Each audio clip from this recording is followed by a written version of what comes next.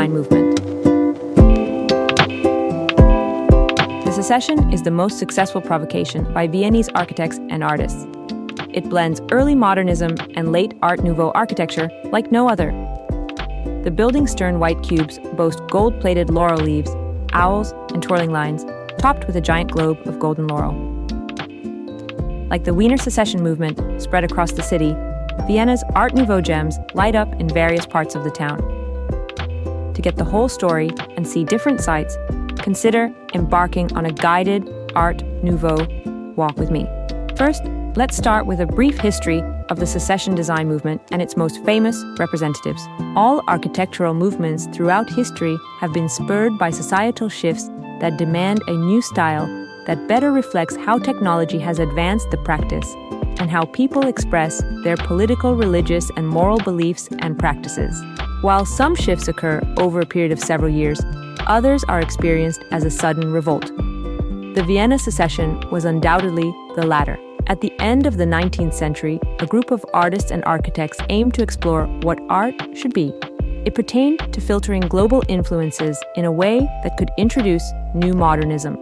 Collectively, the Secessionists sparked a new movement that wasn't characterized by any one style, Jugendstil or youth style, which was inspired by Germany's adaptation of Art Nouveau. The Viennese version also used curving lines and references to plants and nature, but evolved to emphasize simple geometric forms and decoration. A year after their founding, the group designed an exhibition to present their work and that of other international artists they favored. The display grew global attention and was praised for its innovation in contemporary arts architect Otto Wagner, 1841 to 1918, combined traditional styles and Art Nouveau influences. Later, architect Adolf Louis, 1870 to 1933, established the stark minimalist style. We see at the Goldman and Salish building eyebrows were raised when Louis built. This modern structure, across from the Imperial Palace in Vienna, 1909, and the Louis House marked an important architectural transition. Yet the buildings of Otto Wagner may have influenced this modernist movement. Some have called Otto Column and Wagner the father of modern architecture. For certain, this influential Austrian helped move Vienna from Jugendstil.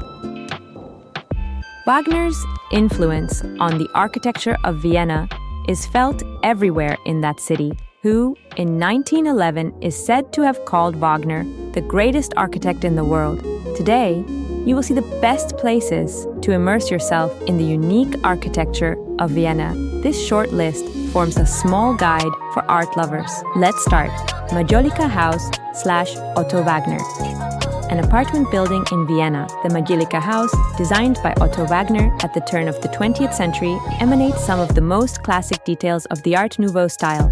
The name of the building derives from the flowing flower motifs on the tiled outside facade that embellished the place with beautiful shades of green, blue, and pink. An entire facade built of small ceramic tiles, also known as majolica. Other materials used in the exterior finishing include iron and wooden frames for the windows in a perimeter block, and infill building-type lion heads sit in relief on the overhanging eave, and the two complexes are separated by their zone of balconies. Wagner made this new style of architecture famous for its simple yet elegant design. Exterior walls were left smooth and flat, and windows typically became less ordained than in previous Viennese styles of architecture. In some fashion, the simple, clean look was meant to represent how clean and simple the apartment complexes were on the inside. Despite its rectangular shape, the beautifully maintained building is considered an Art Nouveau masterpiece. Complex in the center of Vienna was initially rejected as hideous beyond measure. These apartments rest side by side and together form an incomparably unparalleled and detailed. Nearby is a second house, simpler than these, at 3 Kostler, said to have been the town residence of Wagner. For a time-tip visit on a bright day and take binoculars to fully appreciate the detail under the eaves and the balcony areas. Medallion House.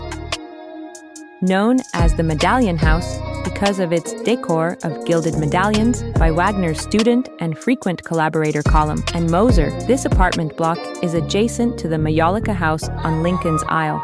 Compared to the Majolica's design, where green, blue, and pink shades prevail, where gold is the master. And the decorations adorn not only the front facade, but given that the building is on a corner, the length of the other sides as well. The roof, visible from far away, features several sculpted heads called the Criers, or the Crying Women, by Off Marcinkiewicz, who provided sculpture for other Vienna Secession landmarks, including the Angels, topping the Post-Sparkus building as one of Europe's prime Art Nouveau jewels. The Medallion House prominently features on a €100 gold coin. Today, it houses a branch of an Austrian bank. I am happy to make interesting releases for you, and I will be grateful for your support of my channel. Subscriptions, likes, or comments will help me a lot. Secession stop. Secession building. There was a time in the early 20th century when Vienna was the center of the world. For culture, the age of Gustav Klimt's art. This building represents the time not only as a geographical location, but also in its architecture. And no less notably the Beethoven frieze, painted by Clinton, 1902, as a commentary on Beethoven's Symphony No. 9. Artists were seceding from the conventional art world, while the only actual painting inside is the famous frieze. The building itself, designed by architect Joseph Olbrich, contained several features acting as a unique statement of intent, from the turtles that support massive plant pots on either side of the entrance to the Great Dome, made from 2,500 gilt laurel leaves and 300 plus berries that the Viennese were quick to christen the Golden Cabbage. Albrecht wanted it to be seen as a dome of laurel, a subtle classical reference meant to celebrate the triumph of art. Inside the museum has a minimalist approach to portraying the exhibitions, allowing visitors to focus on the art. The atmosphere is calming and magical, encouraging you to stop and quietly immerse yourself in the surroundings. Photos are allowed. Tip: the audio guide is very useful here. It is much easier to sit and listen as you look at each section than reading explanatory notes. Karlsplatz stop, Bahn station.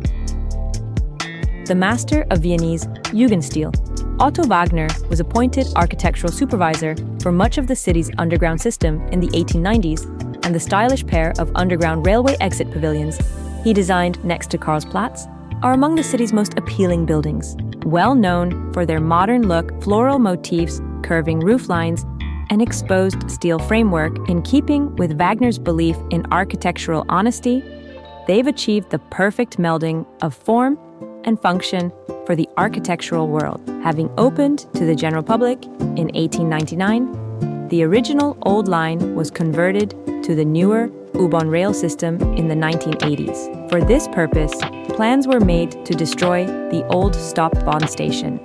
However, a cry of outrage from the Viennese community saved the two pavilions. To make them function as part of the modern rail system, they were first completely dismantled, then reassembled on a structure that was 7 feet taller than before. The two pavilions face each other. One is now a quirky cafe. The other hosts an exhibit on Wagner's most famous work, with a model of the architect's stunning church at Steinhof as its centerpiece. Tip around the Karlsplatz. You can also find the Grand University of Technology, St. Charles Church, the Vienna City Museum. In the summer, Karlsplatz is a great place to sit under the trees of Ressel Park. When Otto Wagner built himself a townhouse at Renwick, 3 in the 1890s, it was clearly still a desirable residence. Now known as the Palais Oyasan, occupied by the Croatian embassy, this early Wagner work is very much in the Ringstrasse style, with its elaborate wrought iron balconies and stucco decorations. Still, you can discern hints of his later work in touches, such as the projecting cornice and the very fine reliefs on the upper floor. Despite its meteoric rise, the Vienna Secession changed over the years as its members began to focus on their individual pursuits and artistic interests. Eventually, internal disagreements and the increase in consumerism distinguished the movement. Regardless, the movement was a critical precedent that significantly contributed to the rise of culture in Austria throughout the 20th century. its memory is cemented in the Secessionist building, Klimt's artwork, including the Kiss and Otto Wagner's Karlsplatz metro station. The movement is even considered a moment of cultural identity in Austria. In 2004, 100 years after the group dissolved, the country issued a cold collector's coin of 100 euros. The front featured the Secession building, and the back featured a frieze by Klimt. While we may never see a more powerful and sudden jolt in the way that architecture transforms throughout time, we have the V in a Secession to thank for opening the path for artists and architects to introduce modernism as we know it. That's all for today. See you next week.